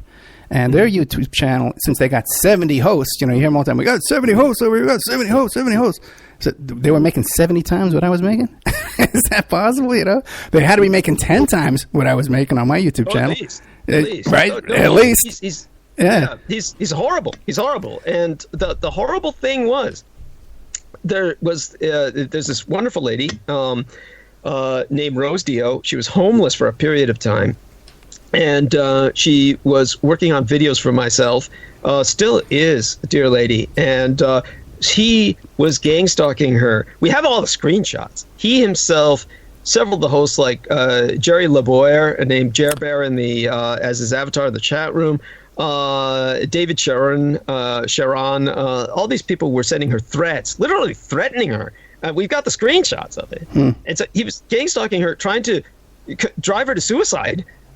In order to stop her from making my videos, because he claimed he had total ownership over anything I or anybody produced. Now, all of this is entirely illegal, of course, because obviously a person like Ed Opperman speaking for themselves, he owns himself. Ed Opperman is himself. What he produces with his own voice and his own image without some contract being signed is his as much as the station he's on, and he can do what he wants with it. Ed Opperman has every right to make a YouTube video of his stuff, and none of that was being allowed for anybody at Revolution Radio.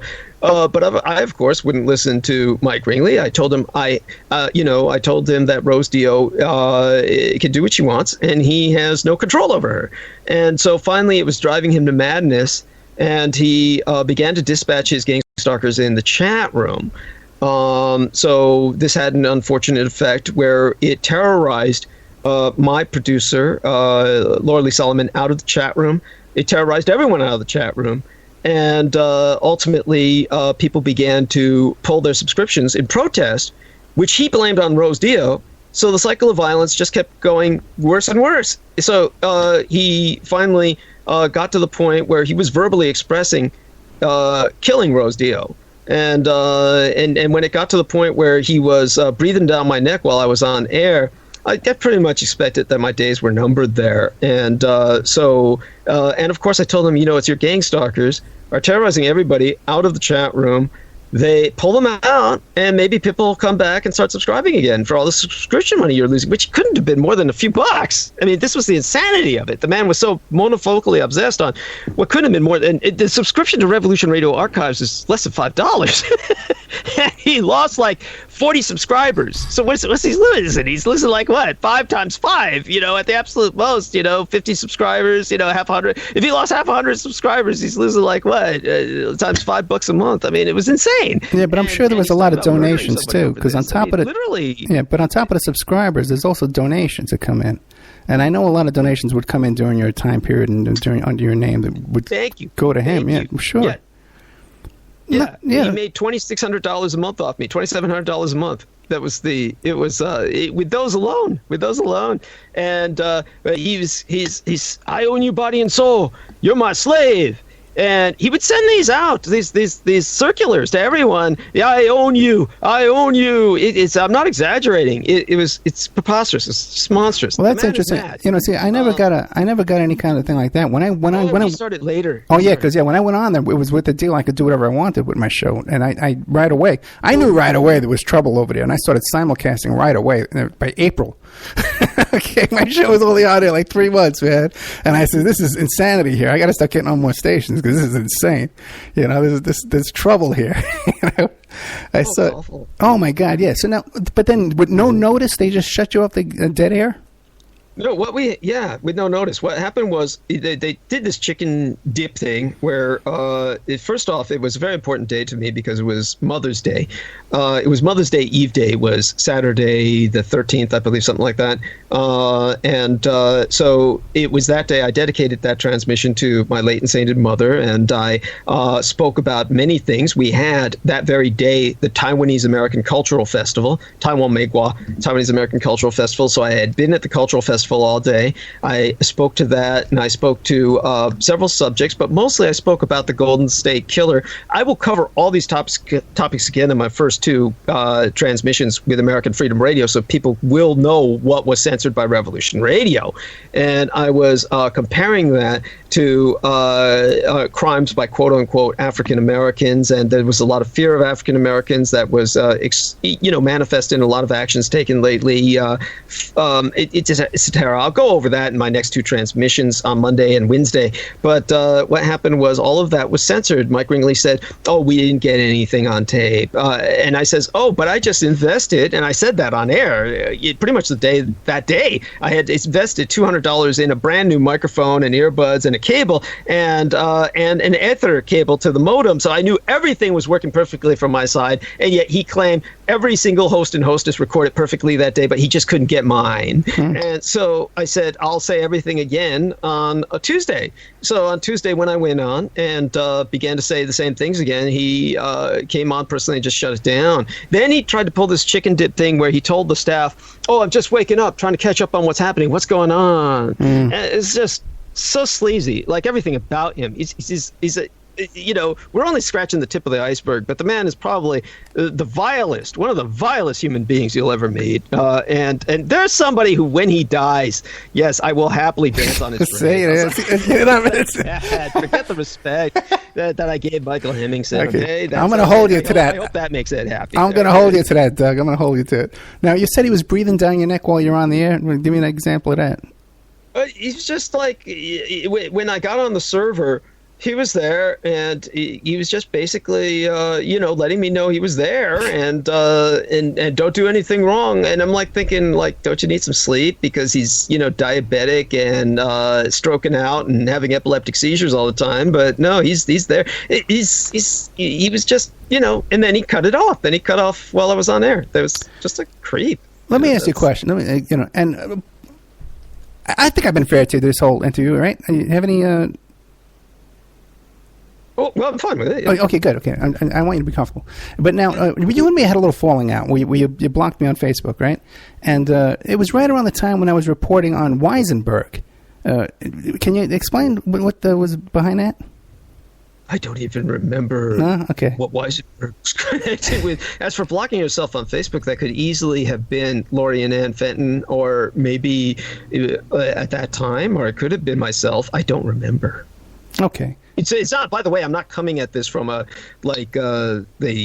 anything other than this is what happens with a life that just has a lot of drug and alcohol abuse to forget a lot, which is common amongst post-traumatically stress disordered people. So I don't want people to misinterpret this and say, "Oh, this is an example of mind control." Rather, this is an example of somebody who has basically intentionally tried to lose their mind as much as possible, or aspects of it. So that's the most I can say about that. Is there something important about Weisenberg that I should know about? Well, just because all the allegations out there about, the whole story about Weisenberg, right? He was convicted of possession of child pornography while he was in the military. Then he went to work for Revolution Radio, and he was out on the run for molesting a top. Okay, so that's the guy. Right. There was, okay, so he must have been the guy who was literally living with Kat Jenkins. Right. Right? Right. Yes. Okay. So that's the guy who was living with Kat Jenkins. Yes, I remember that. Well, I would certainly never block you over that. Well, because I was banned from the station for that because when I started reporting on Weisenberg and his activities, what went out far and wide was that if anybody has Ed Opperman back on the station, they're banned from the station. That's right, and I had you back on. No, you didn't. You remember that. You didn't ban me because I pulled in the ratings. I had you back on a few times after that. Nah, no way. No way. I was way gone by then. Didn't you? But you appeared, and Mike Ringley himself showed up to complain about it in the Skype text box. You were on with myself a few times when when we were talking about, you were correcting your daughter's age. I had your daughter's age wrong. Oh yeah. I called up and yelled at you on that. I remember that. I remember that. Yeah. Yeah, those are some good times. I tell you, it was fun, because I really used to enjoy that because I'd come home and I'd hear my name mentioned on Doug's show, and he'd try to get me riled up to get me to call in, Right. We always had a good time, man. You're very good, very talented showman. Yeah, you got a real gift there. So we got about 10 minutes left, man. What do you want to leave us with, Doug? Well, basically, I'm sorry, go on. No, something else. No, that was. What do you want to leave us with? Is there anything I haven't covered in your life, or do you want to tell the audience? Well, the most important thing to realize is that we'll be covering aspects of my life that anyone wishes to cover while I'll be here for hopefully the foreseeable future. I'm happy to be here, and I'm happy to come on with Ed Opperman anytime he wants, and we can go over any subjects he feels need further attention. All he has to do is let myself know that he wants me on. I'll be happy to show up, barring, of course, anything else happening at the time. And definitely, I'm open for that. And as for the Weisenberg situation, if I was still involved with Lori and Ann Fenton at the time, it was probably her that blocked you, thinking that probably knowing I would let you back on, and that might get me banned from the station. And she assumed I was under her control. She assumed that until the last minute. She was the last person to know. Everyone knew I was parting with her, except her, by the time that I parted. And so it was one of those things where she was very much in a world of her own, with her own mind control and her own desperation at all times to serve Aquino, or her rent wouldn't be paid. How do you know her rent's paid by Aquino? You've seen canceled checks. How do you know this? She's told you this? How do you know this? She told me that. If I had her on the show, if I had Lori and Fenton wants to come on the show and deny this, would she deny this, or would she admit this? Oh, she would deny it. She would deny it. Okay. It's like Michael Aquino denies ever having met me, right? Right. What are they going to say? The stupid thing about it is how predictable it is. Just so people understand, everyone thought that I had wrote an email to myself threatening lawsuit from Michael Aquino.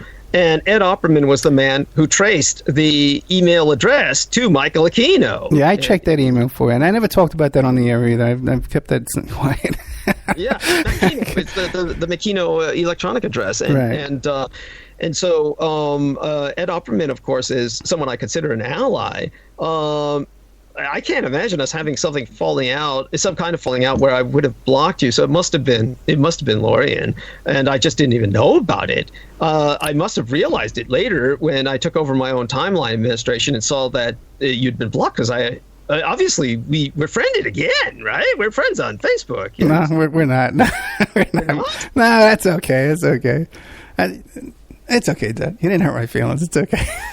Oh. I'm just kidding, man.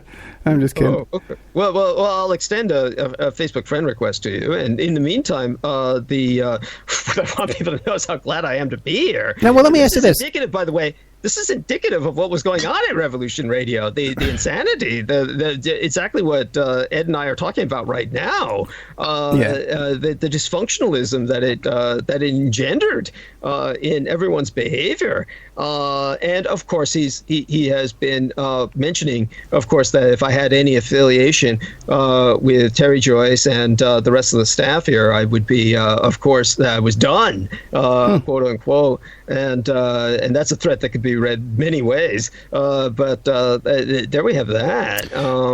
Now, he was.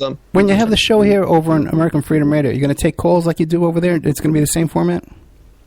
I don't intend to take calls. I took calls for 5 years at Revolution Radio. Literally, it was bordering on 5 years, and the problem is that the overwhelming majority of people who listen do not call. Right. You've got a 100% listener base. About something like, if you're lucky, 10 to 20% of the people listening will call in. They tend to be the same people over and over again, and that can make people. It gives people the false impression that these are your only listeners. That they get the impression that this poor guy's only got 10 or 20 listeners, and two of them call in, and basically what I had was about half a dozen callers, maybe about 24 generally, half a dozen regular, and they basically concentrate on the same subjects, and you would have thought by my callers that the only thing anyone cared about on God's green earth was Howard Phillips Lovecraft and the Cthulhu mythos. That was all anyone cared about. That was the majority of my calls were always that. And after about half a decade of this, it's just said it's not productive. This isn't going anywhere. So I definitely have no intention of normally taking calls. Obviously, I'm open to suggestions. So if something happens that people feel you really need to take calls on this, just say it. Whether it's Danny Romero or Ed Opperman, I'll be happy to do so. But most of the time, I don't intend to do that. My show will be Critical Omissions. What I had on Revolution Radio was 2 shows. Critical Omissions was when I monologued. Firing Lines was when I took the calls, and after many years, I just stopped taking the calls. So I'm just taking the Critical Omission show over here for 2 days a week, at least for now, and monologuing. I found out as well that when I have guests, my ratings go way down. People tend to just listen to hear myself monologue and update them and draw historical parallels. And so mostly it will be that, though I will have some guests on, people I'm obligated to, like Daniel Arola and Ben Estenius, who have helped me out in the past with many, many things. And of course, yourself, if you want to come on. If you obviously you have your own show, I don't see why you'd feel the need to do so. But if you ever wanted to and you felt it was imperative, of course, I would allow you on my show as a guest. My problem is I've never really produced and taken calls by myself, except maybe once, and I'm not quite sure how I would work that. I would work it, though, through your staff, because American Freedom Radio actually has a staff, unlike Revolution Radio. They actually call us, by the way, and bring us on server, as opposed to us calling the server ourselves. I had to maintain an outdated Skype for years because Revolution Radio server would only lock onto an outdated Skype that was 5 years old. And so I literally, have only now upgraded to Skype to take this call and to conduct my show from this point forward. So I've got a new Skype finally. So I'll tell you something else. Danny is always a friendly voice. You know what I mean? You're never going to have a problem with this guy. Well, maybe you, because you're difficult, but never me. I never have a problem with him because I get along with everybody. I'm like Doug Dietrich. There's a lot of problems with a lot of people. I get along with everybody. That's unfair. That's unfair. Don't believe him. No. Well, I understand where he's coming from. No, but you absolutely will. It's a friendly place, man. Everybody gets along really good. There's a chat room and stuff. You can hang out. Now, we got only a couple of minutes, so tell everybody again, remind them where they could find you, your website, and when your show's on, all that kind of stuff. Oh, DouglasDietrich.com, and of course, I always help American Freedom Radio. Hopefully, we'll be doing a fundraiser soon. I would be very happy to participate in that. We have to keep American Freedom Radio going, and it's not some horrible private enterprise of basically slavery that you have with Mike Ringley. And by all means, if anyone is involved with Revolution Radio, pursue it with the Employment and Development Department. Pursue it with anybody who investigates labor fraud. Do everything you can with those people. What Mike Ringley is doing is it's just it's a disgrace. But in my case, I'm also, of course, open to donations, and certainly could use them this month to make rent, so I avoid becoming another homeless veteran. And so just check out where you can help me with that by going to DouglasDietrich.com, and also check out what you can find there. And obviously very happy to be here. I'm ecstatic. I'm literally in shock. I'm still in shock. And really, as I said, I want to break down and just cry and hug Ed and of course, Danny and Terry and everybody here, and thank you for this wonderful haven, this site that I could find a home at finally, as opposed to that haunted house on Horror Hill that makes life a living hell just by participating with such people. But yet it was a necessary experience because it's part of this lifetime career I had of seeing things from the dark side. And being able to express to people in grisly detail what the dark side is. So I've left the controlled opposition, and I'm now with American Freedom. I think it's a very apropos. We're Freedom here. And Doug, we're out of time. Thank you so much. Douglas Dietrich, DouglasDietrich.com, Mondays and Wednesday nights, 6 p.m. Firing line. Critical Emissions. Good night, Doug. Good night. Thank you. Okay, oh boy, what a guy. He's got he's got lungs of a teenager. Okay, you ask him a question. Hey, Doug, what time is it? But, I got to tell you, man, when I first met Doug, he was the first one who interviewed me over at American Freedom Radio, at Revolution Radio, and always enjoyed talking to Doug. What can you say? The guy's a fascinating guy, man. Fascinating guy.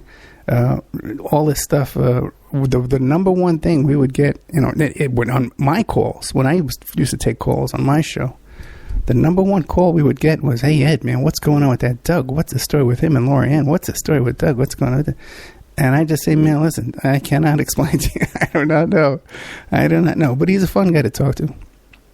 And he's going to realize in a couple of months what a nightmare he's been through over there. It really is some kind of a cult, a mind control cult over there. That's just such misery. And you try and plug away and get your work done, get some good guests on the air, and it's nothing but harassment and distraction and spinning your wheels with nonsense and gossip and foolishness. So thank God Doug got away from that. Thank God he got away from his manageress. That was a whole spooky situation as well. Anyway, God bless you, Doug. Good luck. Doug Dietrich, DougDietrich.com and DouglasDietrich.com. You can find him on American Freedom Radio Mondays and Wednesday evening, 6 p.m.